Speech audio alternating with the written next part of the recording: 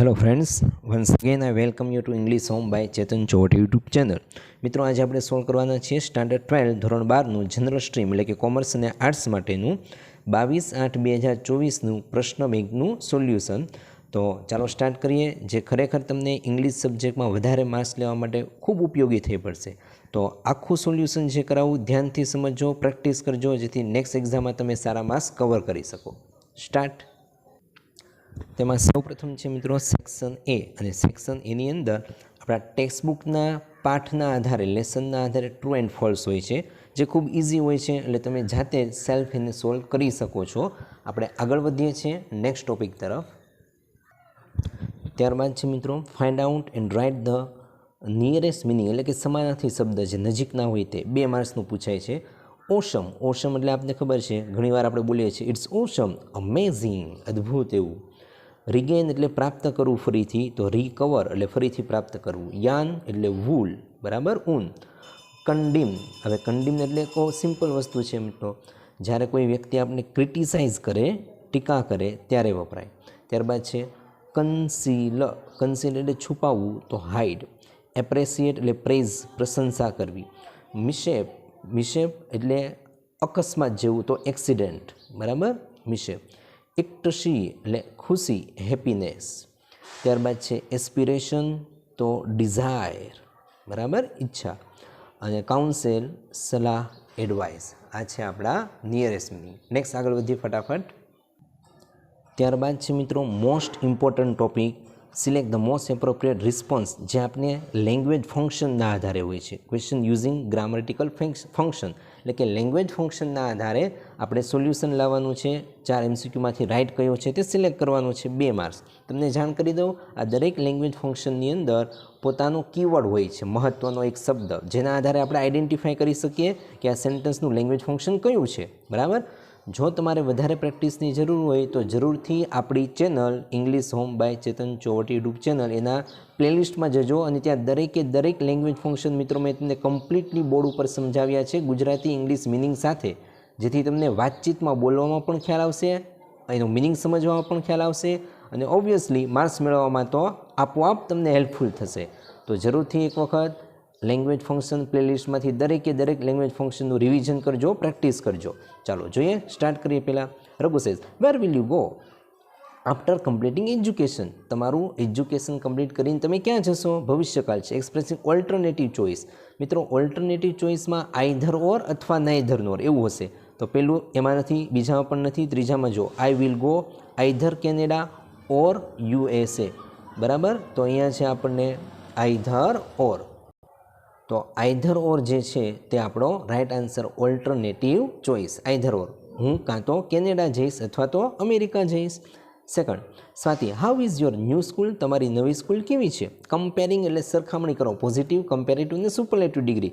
3 degree ખૂબ ઉપયોગી છે, અને એ પણ કમ્પ્લીટ મેં આપણી ચેનલ ઉપર ઉપલબ્ધ કરાવેલી છે, એનું પણ પ્લેલિસ્ટ બનાવેલું છે 3 ડિગ્રીનું, તો એ પણ શીખી શકો છો. ચાલો તો સ્ટાર્ટ કરીએ. Comparing, it is not as good as, અહીંયા એઝ હોવું જોઈએ, એઝ વિશેષણ એઝ નથી, અહીંયા એ પણ નથી. વેરી ફ્યુ, બરાબર, આ પોઝિટિવ ડિગ્રી છે. Very few schools are as good as, આવ્યું, એઝની વચ્ચે વિશેષણ આવે. ઇટ ઇઝ બ્યુટિફુલ ધેન, હવે અહીંયા જો it is beautiful than any other school in our, એવું ન બને, બરાબર. અહીંયા તમારી પાસે મોર હોવું જોઈએ. It is more beautiful than, અહીંયા મોર આપેલું નથી, એટલે આ રાઇટ નથી. તો રાઇટ છે વેરી ફ્યુ વાળું વાક્ય સી, કમ્પેરિંગ. આગળ વધીએ મિત્રો. ચાલો, ત્યારબાદ છે third, Hari says how kindly the doctor treat the patient, એટલે કેટલું સરળતાથી ડૉક્ટર જે છે એ દર્દીઓને ટ્રીટ કરે છે. મેકિંગ સપોઝિશન એટલે ધારણા, તો ધારણા માટે એઝ ઇફ હોવું જોઈએ. સૌ પ્રથમ તો એઝ ઇફ ગોતો, 4 એઝ ઇફ ક્યાં છે? આ એક જગ્યાએ છે એઝ ઇફ, બીજી કોઈ જગ્યાએ તમને એઝ ઇફ નહીં દેખાય. માત્ર એઝ નહીં, એઝ ઇફ. એઝ ઇફ પછી કરતા હોય, કરતા પછી ફરજિયાત કમ્પલસરી બહુવચન વર જ આપેલું હોય. તો આ છે આપણું making supposition. He treat them as if he were their master, તે એવી રીતે એને ટ્રીટ કરે છે જાણે કે તે તેના માસ્ટર હોય. નંબર 4માં જોઈએ. Sonam says Meera ma'am is too strict to talk, બોલવા માટે ઘણા બધા સ્ટ્રિક્ટ છે, કડક છે. Don't you think so? શું તમને એવું નથી લાગતું? ઇન્ડિકેટિંગ કોન્ટ્રાસ્ટ, વિરોધાભાસવાળો કોઈ પણ આપણે લેંગ્વેજ ફંક્શન સિલેક્ટ કરવાનું છે. તો તો ચેક કરો વન બાય વન. વિરોધાભાસ માટેનો કોઈ વર્ડ હોવો જોઈએ, કીવર્ડ અહીંયા નથી. ટુ એ તો રિઝલ્ટ દર્શાવે. એઝ, હવે જો એઝ અને હાવ એવર આ બંને કીવર્ડ છે કોન્ટ્રાસ્ટના, પણ એનો નિયમ છે હાવ એવર પછી આ સ્ટ્રીક જે છે વિશેષણ કહેવાય. હાવ એવર પછી વિશેષણ આવે એની કન્સ્ટ્રક્શન વાક્ય રચના, બરાબર. હાવ એવર પછી વિશેષણ આવે અને વિશેષણ પછી એઝ આવે, બરાબર. તો અહીંયા જો એઝ પછી વિશેષણ છે એટલે આ રોંગ. વિશેષણ પહેલાં હોવું જોઈએ, ફાસ્ટ પહેલાં હોય અને એઝ પાછળ હોય તો આ વાક્ય રાઈટ બને. Fast as C speak C can clear આ રીતનું બને, પણ અહીંયા એવું છે નહીં, બરાબર. તો રાઈટ આન્સર આવશે હાવ એવર. હાવ એવર પછી વિશેષણ આપેલું છે. However strict she is kind at heart. ભલે તે સ્ટ્રીક છે પરંતુ છતાં તે હૃદયથી કોમળ છે, એટલે આ થયું કોન્ટ્રાસ્ટ. આ શબ્દ યાદ રાખજો અને એની સેન્ટન્સ યાદ રાખજો. કમ્પ્લીટ મેં તમને સમજાવેલું છે, પ્લેલિસ્ટમાં જોશો તો. ઇન્ડિકેટિંગ કોન્ટ્રાસ્ટ, એક્સપ્રેસિંગ કોન્ટ્રાસ્ટ અને લેંગ્વેજ ફંક્શનમાં હાવ એવર પછી વિશેષણ આવે અને વિશેષણ પછી એઝ આવે. અહીંયા એઝ પહેલાં છે એટલે એ ન આવી શકે. ચાલો, એટલે રાઈટ આન્સર આવશે ડી. આગળ જઈએ નંબર 5 તરફ. Number 5, Neeraj says why did you not buy those books yesterday. તમે તે બુક ગઈકાલે શા માટે ન ખરીદી? Expressing condition in the past, ભૂતકાળની કોઈ શરત.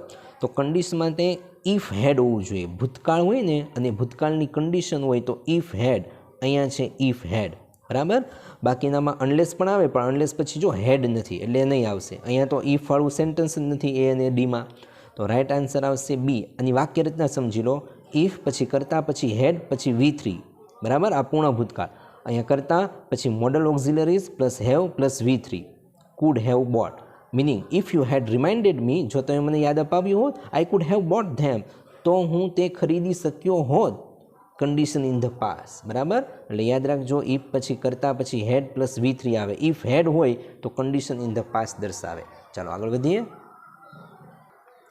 નેક્સ્ટ છે number 6. Patient says what should I do to keep my teeth solid. મારે મારા દાંતને એકદમ મજબૂત કરવા માટે શું કરવું જોઈએ? ડેન્ટિસ્ટ, દાંતના ડૉક્ટર કહે છે ગીવ સજેશન. સજેશન એટલે સૂચન.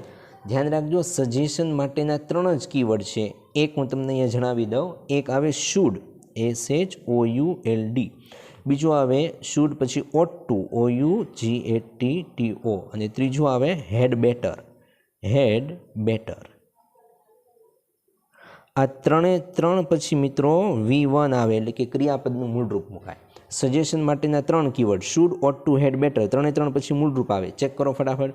ચાલો, અહીંયા છે નહીં, બરાબર. અનલેસ એ તો કન્ડિશન. ઇફ પણ નહીં આવે. અહીંયા છે શુડ. આ શુડ પછી જો બ્રશ મૂળરૂપ આપ્યું, D answer. You should brush your teeth before you go to bed. સૂતા પહેલાં તમારે એક વખત જરૂર બ્રશ કરવું જોઈએ, બરાબર. Next number 7. Mayank why didn't you come by the earlier train. શા માટે વહેલી ટ્રેનમાં ન આવ્યા? Showing result. તો રિઝલ્ટ માટે શો ધેટ અથવા ટુ પણ હોય, પણ અહીંયા છે નહીં. તો ટ્રેન વોઝ સો પછી વિશેષણ હોય અને પછી ધેટ હોય. આઈ કુડન્ટ ગેટ ઇટ. એટલું બધું ટ્રાફિક હતું, ક્રાઉડેડ હતું ટ્રેનમાં કે હું તે આગળ ન આવી શક્યો આગળની ટ્રેનમાં, પહેલાંની ટ્રેનમાં.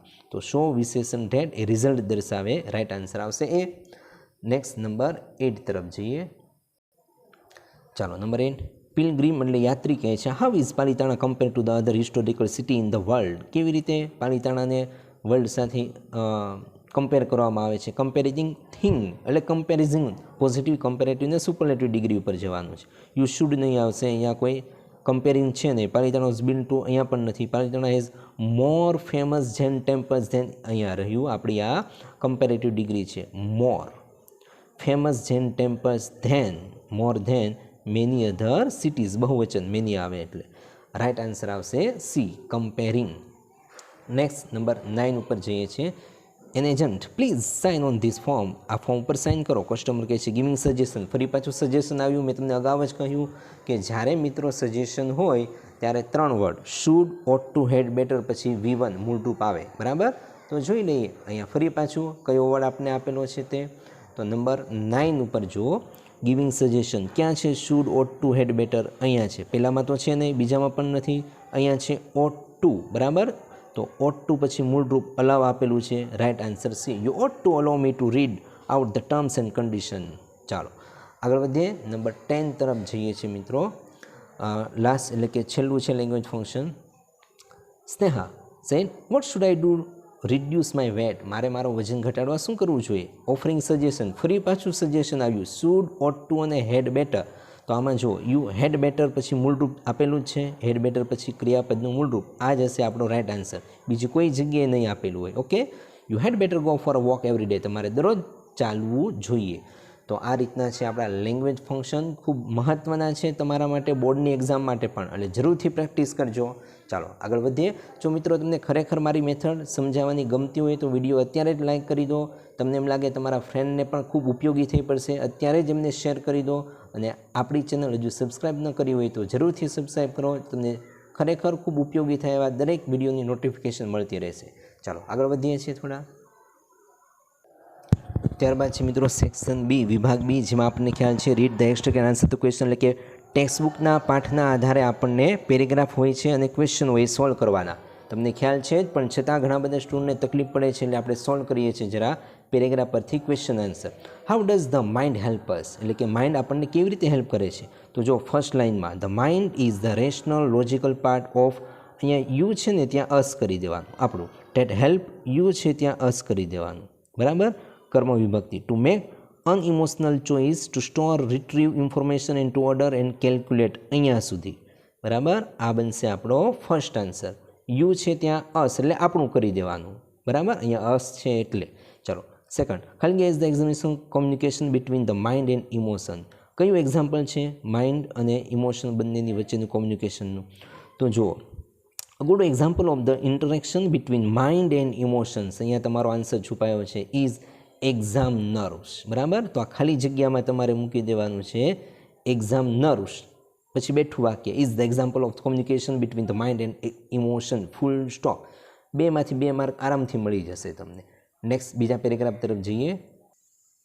ચલો સેકન્ડ પેરેગ્રાફમાં first question, how does our mental strength, કેવી રીતે આપણી માનસિક શક્તિ મેક અસ પાવરફુલ, આપણને પાવરફુલ બનાવે? તો 1 by 1 વાંચશો એટલે આવશે yes, your mental capacity, mental capacity એટલે મેન્ટલ સ્ટ્રેન્થ. અહીંયા યોર છે, આપણને આપ્યું છે અવર, તો આન્સર અહીંયાથી શરૂ થાય, યોરની જગ્યાએ મૂકી દેવાનું છે અવર, બરાબર. અવર મેન્ટલ કેપેસિટી આર, અહીંયા યોર છે ત્યાં મૂકવાનું છે our, ability to concentrate, to take an new information, to remember old and new information and to be in a position to think logically, અહીંયા સુધી. આ બનશે આપણો ફર્સ્ટ આન્સર. યોર છે ત્યાં અવર મૂકી દેવાનું. Second, what works jointly for self identity, બરાબર, કઈ બાબત જોઈન્ટલી સેલ્ફ આઇડેન્ટિટી માટે વર્ક કરે છે? તો માઇન્ડ, ઇમોશન્સ એન્ડ બોડી, આ છે આપણો second answer. Mind, emotions and body work, S નીકળી જશે, work jointly for self identity. Okay, full stop. આગળ વધીએ. ત્યારબાદ છે મિત્રો, when does the mind go in two over thinking, આપણું મન ક્યારે ઓવર થિંકિંગ કરવા લાગે, વધારે વિચારવા માંડે? When task and pressure start building up, જ્યારે કામ અને પ્રેશર વધવા લાગે ત્યારે. તો લખવાનું આપણો first answer, when task and pressure start building up પછી comma, the mind go in to the over thinking, full stop. બસ આટલું જ. Second, find out the similar meaning, એટલે સમાનાર્થી શબ્દ. ક્લોઝ એટલે બંધ કરવું, ફ્રોમ ધ પેરેગ્રાફ. ક્લોઝ એટલે બંધ કરવું, ટર્ન ઓફ એટલે બંધ કરવું, બરાબર. તો લખવાનું ક્લોઝ બરાબર ઇક્વલ કરીને ટર્ન ઓફ. આગળ વધીએ થોડા. ત્યારબાદ છે મિત્રો નેક્સ્ટ પેરેગ્રાફ, તેમાં છે how does the crown pull influence. Crown pull એટલે ઊંડો શ્વાસ, શ્વાસ ખેંચવો, એટલે ઊંડો શ્વાસ આપણને આપણા પર કેવી અસર કરે છે, કેવો પ્રભાવ પાડે છે? તો જો the crown pull influence the flow of cerebrospinal એટલે કરોડરજ્જુ fluid in a positive way. It helps calm your nervous system, ચેતાતંત્રને શાંત રાખે. એન્ડ કેન ઓલ્સો ટેકન અવે અ હેડેક, માથાનો દુખાવો હોય, સ્ટ્રેસ કે ઇન્ક્લુડ સ્ટમક એક કે પેટનો દુખાવો, આ બધાને શાંત કરી દે, દૂર કરી દે. As well as helping you think clearly, તમને સારી રીતે વિચારવા માટે પણ એ રેડી કરે. મીન્સ આખો પેરેગ્રાફ તમારે આન્સર 1 માટે લખી નાખવાનો, આખો પેરેગ્રાફ, એ તમારો ફર્સ્ટ આન્સર. એવી રીતે પ્રભાવ કરે ઊંડો શ્વાસ. Second, does the crown pull help us think clearly, આવ્યું તો ખરા, એ હેલ્પિંગ યુ થિંક ક્લિયરલી. તો આગળ લખી દેવાનું છે તમારે યસ, કોમા, યસ કરીને બેઠો ક્વેશ્ચન, ડઝ નીકળી જશે, ડઝની જગ્યા પર યસ, પછી comma, the crown pull help છે ને મિત્રો, હેલ્પ આગળથી ડઝ નીકળે એટલે હેલ્પને લાગી જાય એસ, બરાબર. હેલ્પ્સ અસ થિંક ક્લિયરલી ફૂલ સ્ટોપ. આવી રીતે આવશે સેકન્ડ આન્સર. નેક્સ્ટ જોઈએ. ચાલો નેક્સ્ટ પેજ ઉપર છે ફરી પાછો next paragraph. What is the result of the using મંત્ર? મંત્રના ઉપયોગથી શું થાય છે? તો વી વિલ ફીલ કામર. આપણે ખબર છે ધ્યાનમાં બેસીએ મંત્ર બોલીએ તો આપણે શાંત થઈ જઈએ mentally emotionally as a કન્સિક્વન્સ.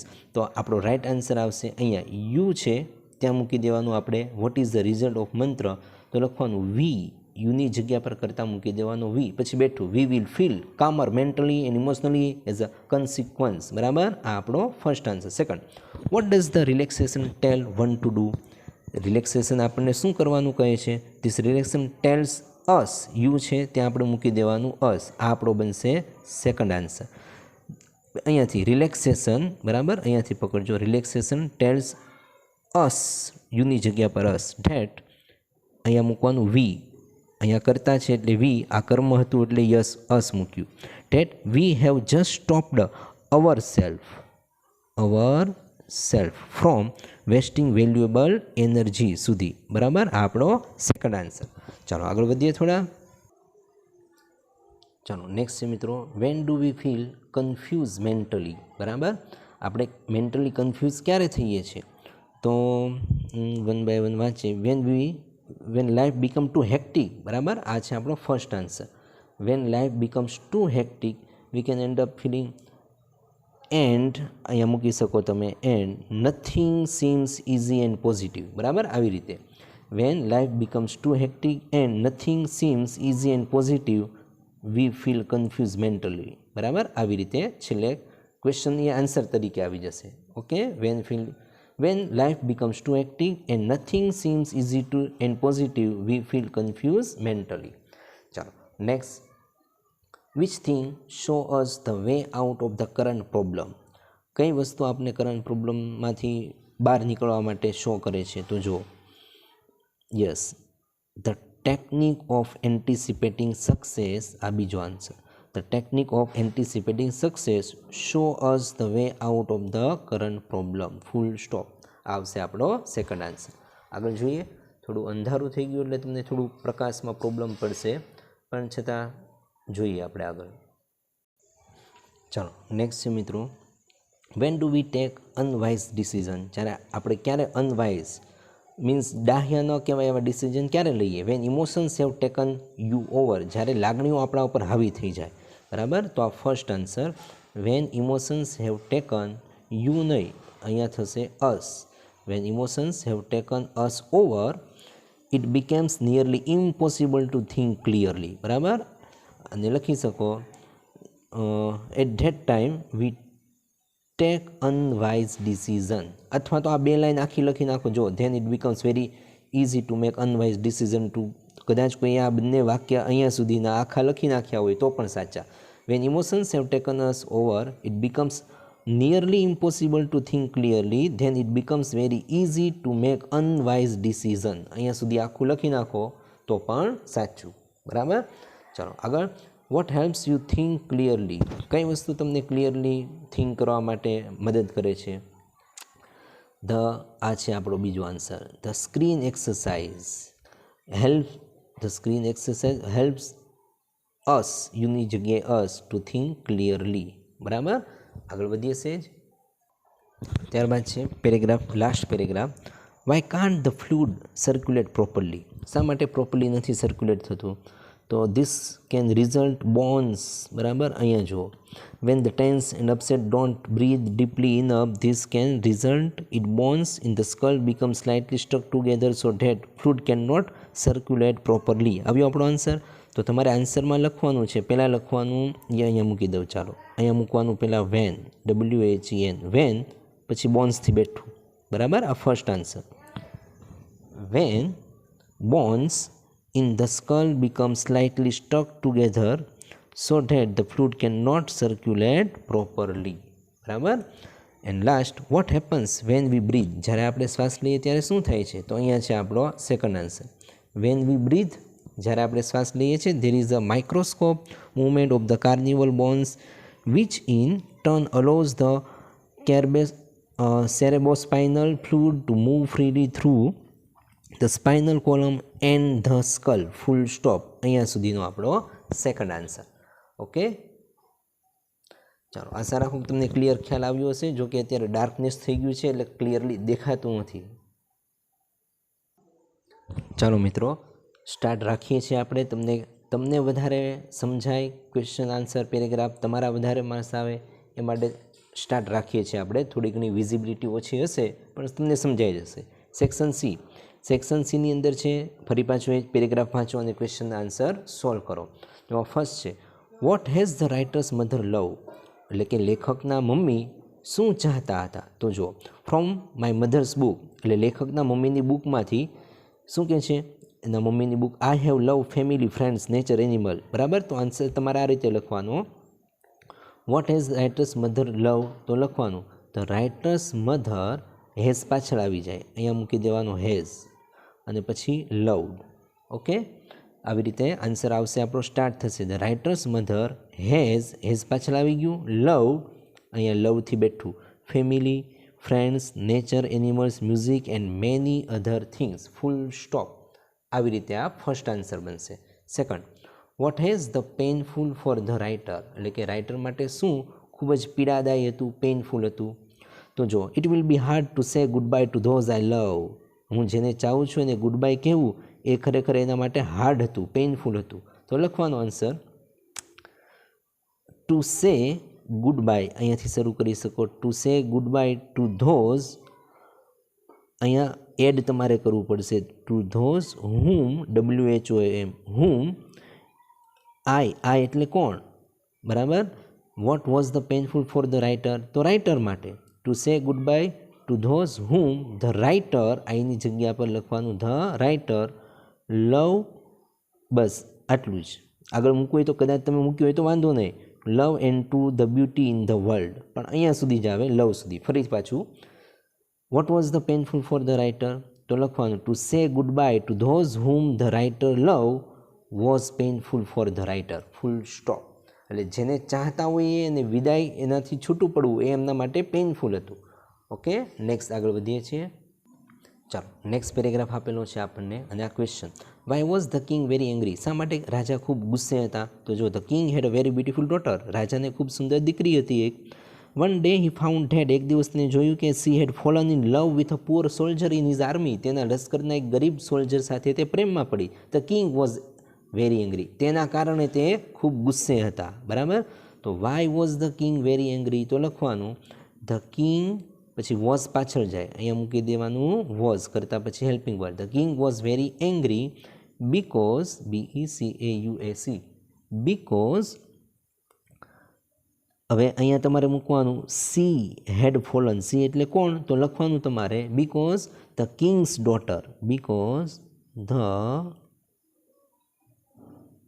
Kings, DAUGHTER, બરાબર, because the king's daughter had fallen in love with the poor soldier in his army, full stop. આવી રીતે આનો આન્સર આવશે. ઓકે, આગળ વધીએ જરા.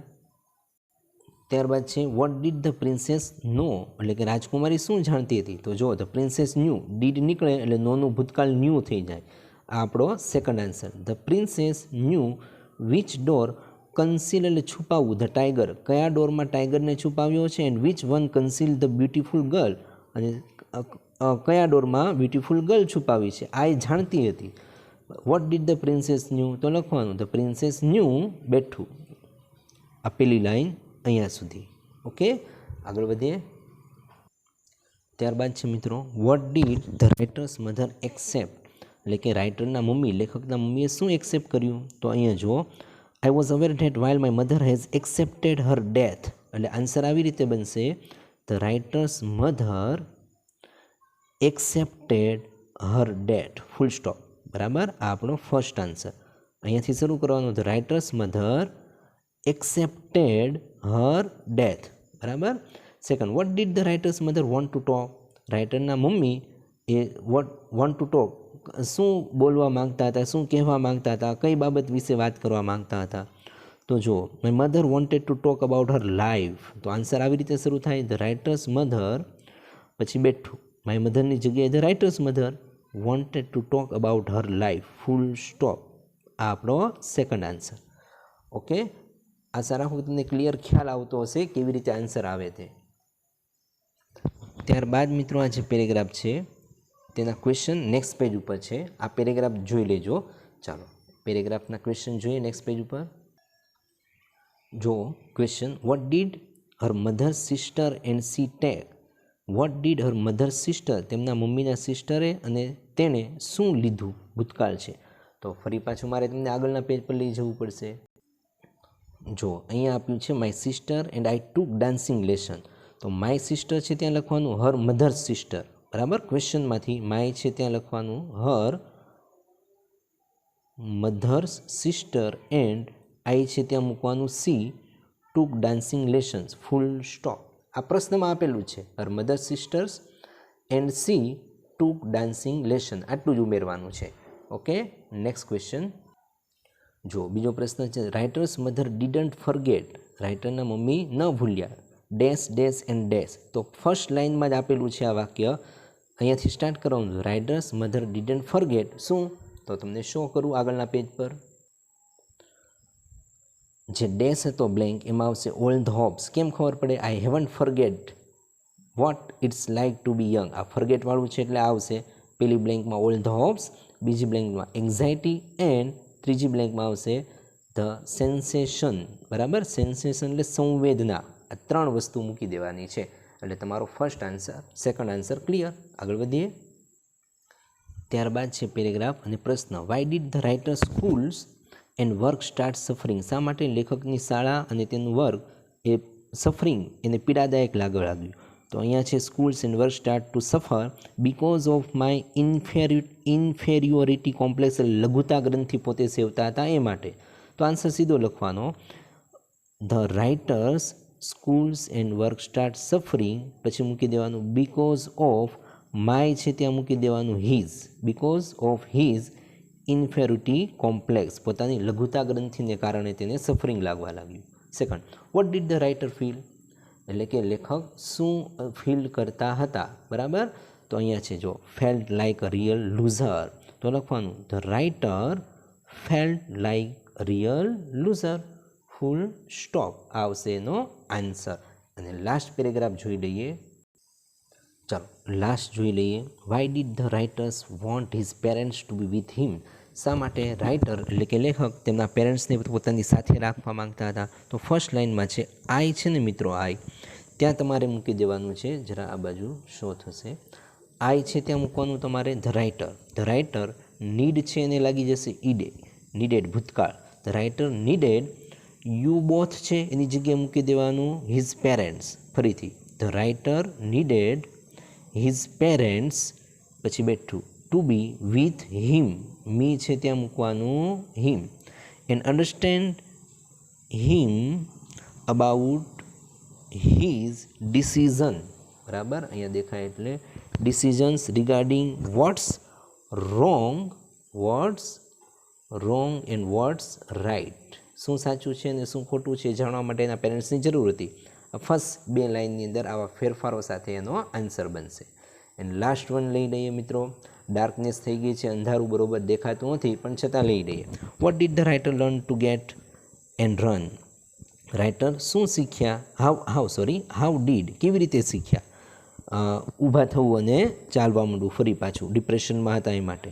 તો જો while experimenting my life, yes અહીંયા છે I use to fall quick often, બરાબર. આ એટલે કોણ, રાઇટર. એટલે અહીંયા તમારે આન્સરમાં લખવાનું આઈની જગ્યા પર the writer. The writer use to fall quite often but with your love એટલે કોના, but with his parents love, his parents love and care.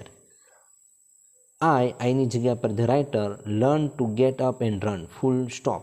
આવી રીતે આનો આન્સર બનશે. મિત્રો આશા રાખું કે વિઝિબિલિટી ક્લિયર નથી છતાં તમને ખ્યાલ આવતો હશે કેવી રીતે આન્સર બને. તમને વધારે ખ્યાલ આવે આન્સર કેમ સોલ્વ કરવા, એટલે અંધારામાં પણ થોડું ઘણું મેનેજ કરીને તમને સોલ્વ કરાવું છું. ત્યારબાદ છે આગળ read the news clipping and answer, બરાબર. તમને જસ્ટ શો કરી દઉં, આ રીતનો પેરેગ્રાફ હોય છે અને ક્વેશ્ચન હોય છે, એ તમે જાતે સોલ્વ કરી શકો છો. નેક્સ્ટ પેજ ઉપર શો કરું. આ છે તેમના ક્વેશ્ચન. ત્યારબાદ આ સેકન્ડ પેરેગ્રાફ છે, બરાબર. ઓછું દેખાતું હશે પણ છતાં એના ક્વેશ્ચન છે. ઇનડાયરેક્ટ સ્પીચમાં જરા તમને પેરેગ્રાફ શો કરી દઉં. આ ન્યૂઝ ક્લિપિંગ્સ છે.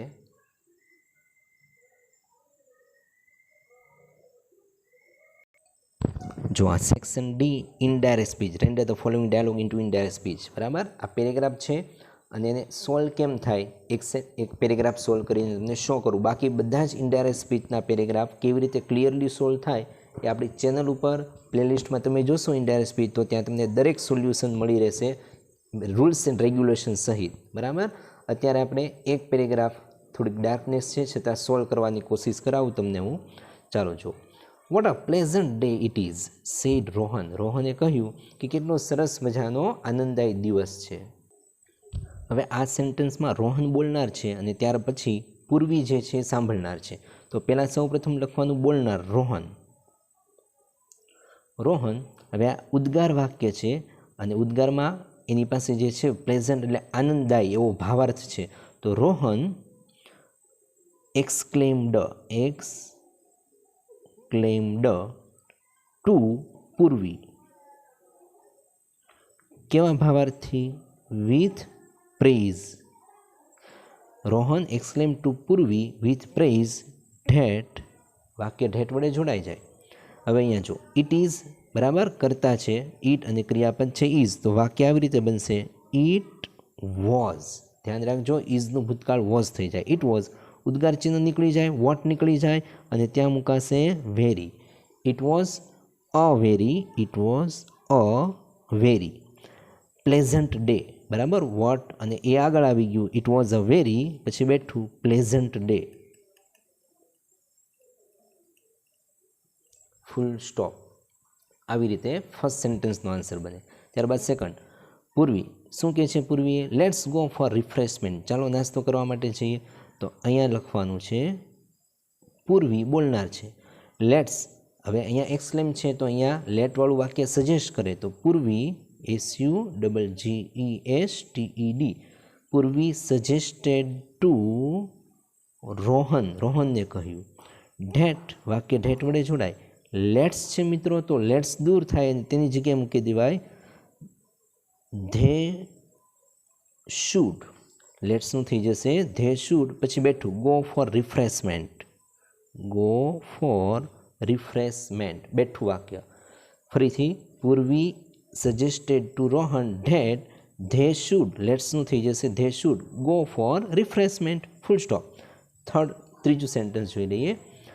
રોહને ફરી પાછું પૂછ્યું વેર વિલ યુ ગો, તું ક્યાં જઈશ? તો વાક્ય બનશે રોહન, હવે અહીંયા પ્રશ્નાર્થ છે એટલે મૂકી દેવાનું આસ્કડ. રોહન આસ્કડ, કોને પૂછ્યું? રોહને પૂર્વીને. અહીંયા મૂકી શકો રોહન આસ્કડ પૂર્વી અથવા હર. બરાબર, કર્મ વિભક્તિ. રોહન આસ્કડ હર.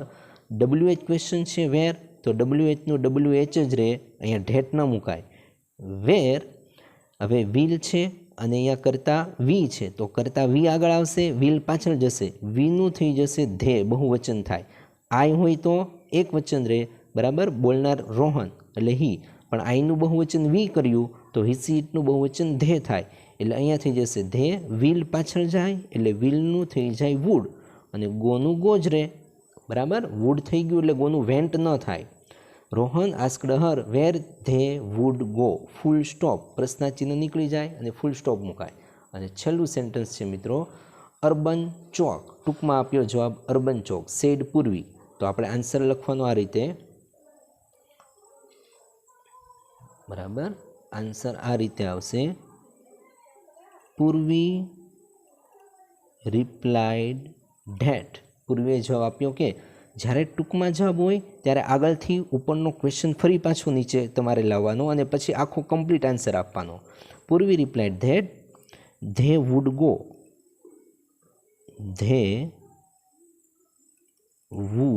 ગો, ઉપરથી નીચે ખેંચવાનું.